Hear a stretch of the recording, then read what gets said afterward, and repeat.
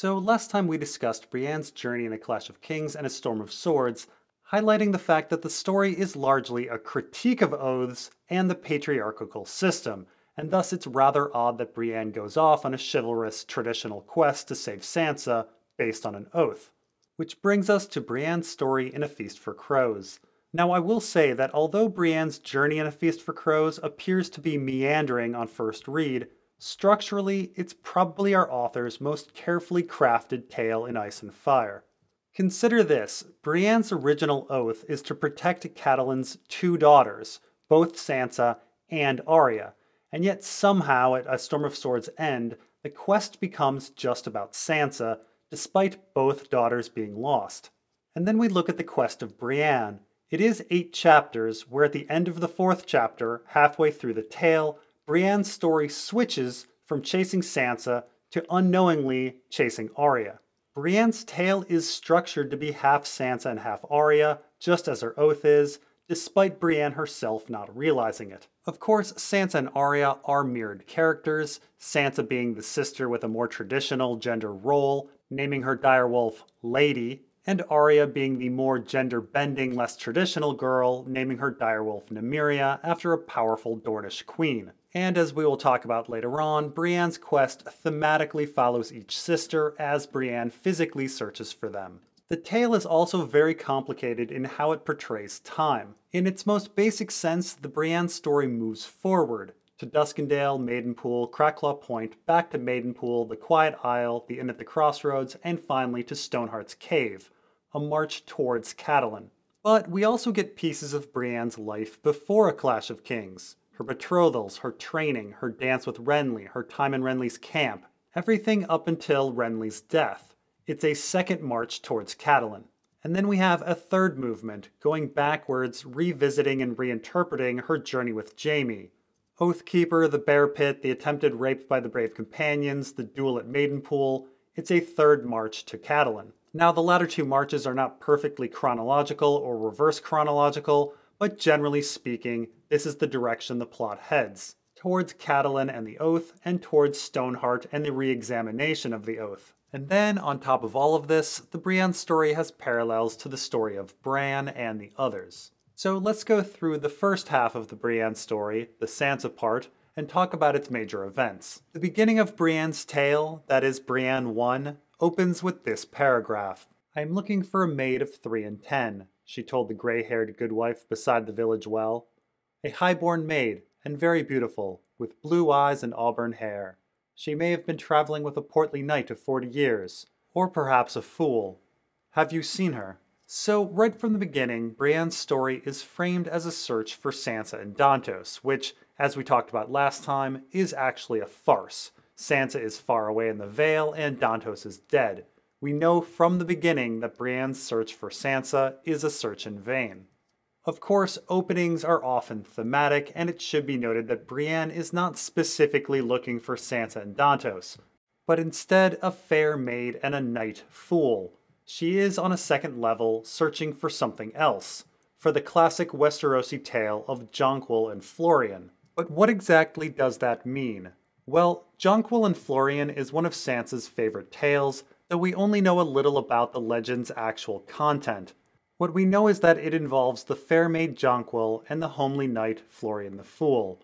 At some point, Florian spies Jonquil in the baths of Maidenpool, and there appears to be a giant involved at some point, and we have a Florian quote, "All men are fools and all men are knights where women are concerned." The exact plot of the story is not too important, just that Jonquil and Florian is clearly about gender roles, with the protagonists representing traditional roles for men and women. Florian has the positive attributes of a traditional man, that is, he's a great fighter and apparently brave enough to face a giant, and his looks don't really matter, and Jonquil is a beautiful maid. She is the classic damsel in distress.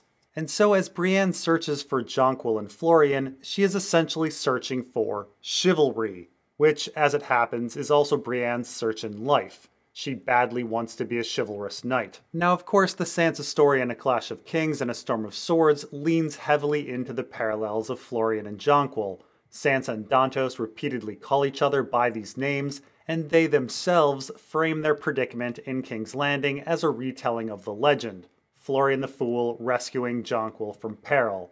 In the end, though, their story is a lie. Dantos was only interested in money, and the whole situation was a manipulation by Littlefinger. The point of all of this is right from the beginning. We are told that Brienne's mission, her search for Sansa and Dantos, for Florian and Jonquil, for chivalry, is a ridiculous quest. She was never going to find any of these things. But why on earth is searching for chivalry ridiculous? What's wrong with chivalry? That is, the religious, social, and moral code of knights. Most stories tell us that knights are great, that they are ideal. Well, the rest of the first Brienne chapter does touch on this subject. So Brienne 1's events are as follows. We have an introduction in Rosby, then Brienne joins up with Creighton Longbow and Illifer the Penniless, then she meets the future High Sparrow, then she meets the Mad Mouse, and then they get to the inn and Brienne leaves after Sir Creighton and Sir Illifer go to sleep. Now the introduction serves a narrative purpose of orienting us to what Brienne is up to. It summarizes the quest and tells us that Brienne is heading to Duskendale, where Dantos is from. And the High Sparrow and the Mad Mouse are both characters who appear later in our story elsewhere. The High Sparrow appears in the Cersei story, and the Mad Mouse later in the Sansa story. But then there's the involvement of Creighton Longbow and Illifer the Penniless. Why on earth is so much time given to Brienne's experience with these men? Men who never appear again and have no impact on the plot whatsoever. And why, especially at the beginning of the story, when our author would presumably be the most focused and least likely to add extraneous events? Well, a general rule of thumb for fiction is that if a scene has nothing to do with the plot of the story, it has to do with the theme of the story. So let's talk about who these men are. Sir Creighton and Sir Illifer are aging hedge knights, and to Brienne's surprise, they are in fact honorable men. They offer Brienne food and want to protect her. Sir Creighton and Sir Illifer are good guys, chivalrous more or less, who actually mean well. But there is in fact some baggage that comes with this honor. First, the source of Creighton and Illifer's generosity is in fact sexism.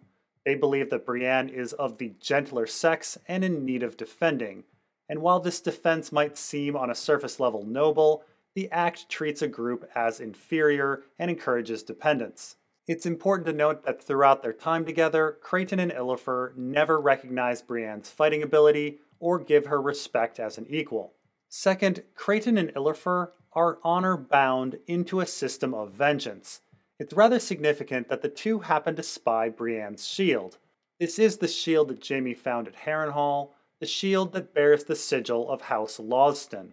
It was Illifer's great-great-grandfather who fought against Danelle Lawston 70 years earlier, yet the shield still colors their opinion of Brienne, nearly leading to a fight. Now, incidentally, the mistrust of Brienne's shield is wrapped up in gender, so let's talk about House Lawston for a second. So House Lawston used to hold Harrenhal prior to House Went, that is, prior to Catelyn's mother's house. Now, often when a castle changes hands, the new lord will attempt to marry a daughter of the old house for a sense of legitimacy through lineage. For example, Lancel does this with Darry and Ramsay with Winterfell. So although we aren't positive if the Lawston line continued into the Went line, there's a pretty good chance. After all, the Lawston sigil was a bat, and the Went's is 9 bats. So the Went's did feel some need for legitimacy through the Lawstons, as shown with the sigil. Lancel, by the way, quartered the Lannister sigil with the Darry Plowmen when taking Darry. Not to mention, Danelle Lawston, the last Lawston to hold Harrenhal, the one that inflamed Sir Illifer, had red hair like Catelyn and Sansa. Whether Danelle was Catelyn and Sansa's actual ancestor or not, Danelle is still clearly supposed to parallel Cat and Sansa thematically. And let's remember that Sansa, as Elaine Stone, the daughter of Littlefinger, would be the heir to Harrenhal if she were legitimized. Now, as I said last time, in Ice and Fire, swords are often coded as dicks and shields as vaginas, and Jaime points out that Brienne's sword, Oathkeeper, is actually ice, Sansa's father's blade. But what is unsaid is Brienne's shield is the Lawston shield, which is connected to her mother. It's of Harrenhal, the seat of House Went, via House Lawston, famed sigil of Mad Donnell. And so we have sword and shield, penis and vagina, father and mother, wolf and bat. And possibly werewolf and vampire. There's a bat-wolf duality that comes up in our author's novel Fever Dream, but whatever. Incidentally, with regard to the wolf and the bat, Sansa is once called half wolf and half bat by Polliver at the Inn at the Crossroads, which is fitting as her patrilineal grandfather is a Stark and her matrilineal grandmother is a Went, and perhaps part Lothston. The point of all of this is that the chivalrous hedge knights of Sir Creighton and Sir Illifer take a look at Brienne's shield, a symbol of protection, a symbol of Sansa's matrilineal roots, a symbol of a powerful female Mad Donnell, a symbol of a vagina, and they get hostile, declaring, "A true knight is the only shield a maiden needs." And here we see the problem with chivalry illustrated. Chivalry relies on women being inferior. Brienne actually has no need of Creighton and Illifer, but if they accept that Brienne is a good fighter, and in no need of them, then they must accept that they are in fact useless and impotent and without any way to show honor. And the two are obsessed with honor. Now, the importance of the shield and what it represents continues on into Brienne 2 as she makes it to Duskendale. The events of this chapter are essentially Brienne gets her shield repainted, she then talks to the Maester about Dantos and the defiance of Duskendale, she then meets a dwarf sparrow and learns of a fool at Maidenpool, and then at the ruins of Hollard Castle she confronts Podrick. Now, the dwarf sparrow drives Brienne to Maidenpool, and his head shows up later in a Cersei chapter, and Podrick is rather important for the plot. But the incident with the shield and learning about the defiance of Duskendale appear extraneous, and so again, they're likely important thematically. So Brienne decides to get her shield repainted, and this means the Lothston shield is now hidden, just as Ice is hidden as Oathkeeper. And let's keep in mind that Sansa herself has recently become hidden as Elaine at this point in our story. It all parallels quite nicely. A patrilineal sword hidden, a matrilineal shield hidden, for Sansa hidden. Anyway, the shield is repainted with the sigil of Duncan the Tall that clearly parallels Dunk's shield painting scene from the Hedge Knight. Now, some have dismissed this scene as a mere Easter egg, but the connection to Duncan the Tall actually goes deeper than this. So, the tales of Dunk and Egg revolve around the Hedge Knight Sir Duncan the Tall, who takes on Egg, that is Aegon Targaryen, as his squire. At the end of the day, Dunk is a good man, a true knight. He even goes on to be Lord Commander of the Kingsguard under Egg when he becomes king. Except, secretly, he's not a true knight. Oh sure, he tells people he was knighted by Sir Arlen of Pennytree, but when people ask him if he's a knight, he blushes because he's clearly lying. That's right, Sir Duncan the Tall, the greatest of knights who did lots of good deeds, was not actually a knight. He was still a good person because good deeds don't require knighthood or chivalry or any kind of external code. Again, chivalry is a farce. And this is all pretty interesting as Duncan the Tall likely knighted Egg, who knighted Barristan Selmy, meaning if Duncan wasn't really a knight, Egg wasn't really a knight, and Barristan isn't really a knight. And it was Barristan's long entry in the White Book that helps motivate Jaime into putting Brienne on her quest. All of this knightly chivalry is based on a lie. Anyway, after Brienne drops her shield off, she takes a bath, which is a callback to Jaime and Brienne's time in the bathtubs at Harrenhal. And this leads into Brienne going to the Maester of the Dunfort, who tells her of the defiance of Duskendale and Dantos Hollard.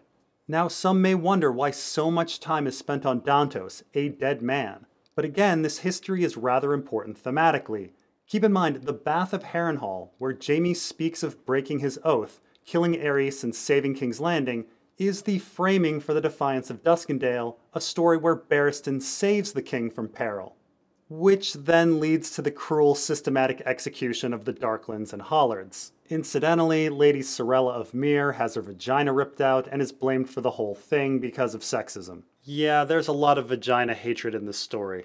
Barristan himself thinks of the saving of Aerys as bittersweet. It's his finest hour as a knight, but one that clearly made the world a worse place. And so here we see that Barristan saving Aerys and Jaime killing Aerys are quite intentionally contrasted. It's a man keeping an oath and having bad consequences, and a man breaking an oath and having good consequences. It again shows that morality is complicated, and that chivalry, an external moral code, is not really something to go by. Which brings us to Brienne 3.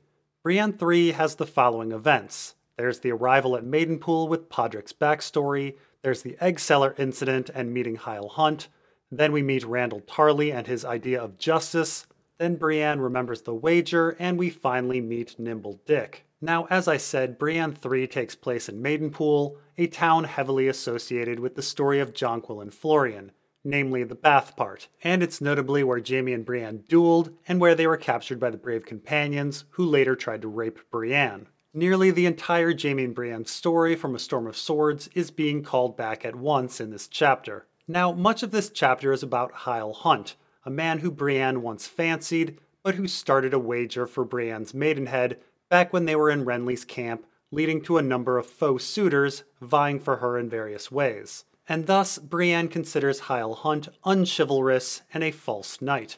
Though I will say the wager is more complicated than this chapter lets on, and much of Hyle Hunt's character is revealed later in Brienne 7, which we will get to next time. But what is important about the wager right now is Brienne's sense of justice. After the wager for Brienne's maidenhead is uncovered, Brienne chooses to face and defeat each and every faux suitor in the melee at Bitterbridge and defeat them. She hurts and embarrasses them all, just as they did to her. The one unjust exception is Loras, who is beaten when he did nothing more than wear roses. However, Sir Hyle reveals that many of the men have now died in war, and while a piece of Brienne feels that this is just, she actually knows better. The men did not deserve that fate. Real justice should be proportional and often merciful, which leads into our discussion of Randyll Tarly and his sense of justice. Randyll Tarly is simply a dreadful human being. While Sir Creighton and Sir Illafer can be described as good men in a bad system, Randyll Tarly is a bad man in a bad system. He is cruel, sexist, and absolutely obsessed with being manly. He is the concept of toxic masculinity personified. He is the bear, and we should remember that Sam thought of him when remembering an undead bear attack. Now, many read the Jon and Samwell chapters and wonder how Sam could be so soft when he had a father like Randyll. But this is the wrong way to perceive Sam. Sam is not craven and weak despite Randyll's fathering. Sam is craven and weak because of Randyll's fathering. Randyll is the one who traumatized Sam, scarring him psychologically and making him into who he is. Sam was beaten, starved, paraded in women's clothing, bathed in blood, and this was all when he was a young child, not older than 12. After his brother was born, he was ignored for several years, and then on his 15th birthday was told he'd be hunted down. And Randyll Tarly is clearly governing Maidenpool with this same cruelty, maiming and executing people with savagery posing as justice, and likely leading to a further traumatized population. And with this, we see the subject matter of the Brienne story shifting a bit. What started as Brienne getting hit with incident of sexism after incident of sexism has broadened to a discussion of justice. Now, one may wonder what Randyll Tarly and his warped sense of justice have to do with gender and sexism, but they are related in a couple ways. First off, machismo-obsessed Randyll Tarly clearly associates fighting with men and child-rearing with women. And along with this, he clearly thinks everything manly is strong and good, while everything womanly is bad and weak. And the big problem with this is that he sees killing and hurting, the manly stuff, as strong and good, while he sees nurturing and helping people, the womanly stuff, as weak and bad. Remember, Randyll forbid Sam from becoming a maester because he saw service, that is helping people, as weak and humiliating. Which is exactly why Randyll Tarly is so bad at justice. Justice requires the desire to nurture and help people. It requires the traits that are often coded as feminine. Most notably in Ice and Fire, mercy. Real mercy, not perverse mercy. The second way that justice and gender are connected is that justice is often about proportionality, equity, and appropriate action. If men and women are perceived unequally, how can justice ever really be served? For example, Randyll Tarly oversees a situation with a sex worker and his men. He mutilates the sex worker and possibly kills her with lye in her vagina for the crime of spreading pox to his men. Again, we have a lot of vagina hatred in this story. And the thing is, some man gave the pox to the woman in the first place, likely one of Randyll Tarley's men. Not only is the punishment cruel and disproportionate, but there's no equity to it. Tarley's men received no punishment at all. Whatever the case, after Randyll Tarley, Brienne heads to the Stinking Goose, where she finds Nimble Dick. And with this, we can transition to Brienne 4. Brienne 4 is mostly a chapter of storytelling, with many of the stories being told by Nimble Dick. So Nimble Dick is interesting in that he is very much like Brienne. He enjoys stories of knights immensely, even though he likely suffered from that same system of chivalry. Nimble Dick only tells us bits and pieces of his life, but we can puzzle out what probably happened to him. So, despite being highborn, Dick is scrawny and ill-fed, and he appears to be desperate for money as he chooses to cheat Shagwell and takes on the mission to guide Brienne through Cracklaw Point. Also, notably, Dick Crabb cannot afford a sword. So, all in all, we are pretty certain that Dick has come on some hard times. Now, another big clue that some ill event has hit Dick is that he has a doublet with a lord's badge ripped off. Clearly, Nimble Dick was in service of a lord, had a falling out, and now has no income. And it's pretty likely that the lord whom Dick served was Lord Eustace Brune. After all, when passing the Brune's seat, Dire Den, Dick admits that he knows the Brunes very well and doesn't appear to have a good opinion of them, spitting when he speaks of Dire Den. As it happens, a den is a home of a wild animal, usually a bear, and Brune is French for brown. So if I were to guess, House Brune's sigil probably has something to do with a brown bear, which also means we have a callback to Brienne in the bear pit. Nimble Dick, a swordless man, apparently had his life ruined by a bear. That is, by a Brune, just as swordless Brienne nearly died in the bear pit of Harrenhal. Nimble Dick even sings The Bear and the Maiden Fair later on in the chapter, and Brienne later gives him a sword, just as Jaime later gives her a sword. Now, we aren't certain what caused the falling out between Dick and Brune, but we do know that Dick had a sister who had extramarital sex with a knight's son and was cast out to become a sex worker. So again, if I were to guess, the knight's son who had sex with Dick's sister was likely a member of House Brune. Clearly no marriage was offered to Dick's sister, and Dick and his sister were expelled from Dire Den. Now, of course, it's completely sexist that in traditional societies, men are expected to sow oats and even are encouraged to have sex, while women are supposed to remain chaste. And this is especially ridiculous considering the fact that it takes both a man and a woman to have heterosexual sex in the first place. And the social scorn that women in traditional societies bear when they have extramarital sex is immense, being labeled as whores, homewreckers, immoral, and ruining their prospects for marriage and a good life. Sometimes, they're even honor-killed. Meanwhile, men in these traditional societies bear few consequences for extramarital sex, if any. In Westeros specifically, women are often sent to the Silent Sisters or expelled from their family, as Dick's sister was. Chivalry protects maidens, but the minute one has sex, that life is no longer worth protecting. But regardless, the entire point of Dick Crabb is to show that men too can be victims of this ridiculously sexist system. He fared better than his sister, but Dick also suffered from the patriarchy. Now, Dick tells a bunch of stories during their journey, and one of them is of the Squishers, which we will get to eventually, so please be patient. Right now, it's more important to talk about a story that Brienne tells. Brienne tells the story of Sir Galadon, who had a sword so powerful he never used it because he thought it would make fights unfair. Crabb thought that was hilarious. The perfect knight? The perfect fool, he sounds like. What's the point of having some magic sword if you don't bloody well use it? Honor, she said. The point is honor. That only made him laugh louder. Now, of course, the mention of a perfect knight and a perfect fool is a callback to Florian the Fool, but for the most part, we are again talking about Brienne and the bear pit. Brienne was in a situation where she lacked the means to fight the bear. That is, she was a woman ill-equipped to take on the patriarchal system. But now the conversation has moved a bit and gotten more complicated. Now we're talking about being perfectly equipped to fight and choosing not to because of extra rules, self-imposed rules supposedly relating to honor. It's an interesting topic that we will come back to. Anyway, Brienne, Dick, and Pod eventually make it to the Whispers, where they run into 3 of the brave companions, Pig, Timian, and notably Shagwell, one of Brienne's would-be rapists. a perverse version of Florian the Fool. A man who, according to Jamie, wanted to destroy Brienne's insides. Yup, a lot of vagina hatred. Shagwell kills Dick, who perishes, interestingly, not because he has no sword, but because he had no shield, and then Brienne kills Timian and Pig, but spares Shagwell, who then turns on her later. This is Shagwell's death. She knocked aside his arm and punched the steel into his bowels. "Laugh," she snarled at him. He moaned instead. "Laugh," she repeated, grabbing his throat with one hand and stabbing at his belly with the other.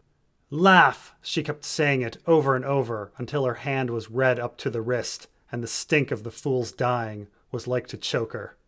But Shagwell never laughed. The sobs that Brienne heard were all her own. When she realized that, she threw down her knife and shuddered. Now, the intimate killing of Shagwell, Brienne's would-be rapist, is sexualized a bit. Not only is it a callback to the Maidenhead wager, something that made Brienne specifically feel like a dagger in her bowels, her command to laugh being also directed at those demons, but Brienne impales Shagwell repeatedly in the lower part of his body as he moans, his blood being reminiscent of Maiden's blood. Yes, Shagwell, the would-be rapist, is rape-stabbed. It's a fitting death for a horrible human being, but the moment is more than just the story being ironic. Again, Brienne began her quest looking for a fool, for Florian, for chivalry. There's no easy way to say this, but yes, Brienne rape-stabs chivalry. And as weird as this is, it won't be the last time. But we'll talk about that next time when we go over the second half of the Brienne story in part 3. Thanks for watching, and we'll see you next time.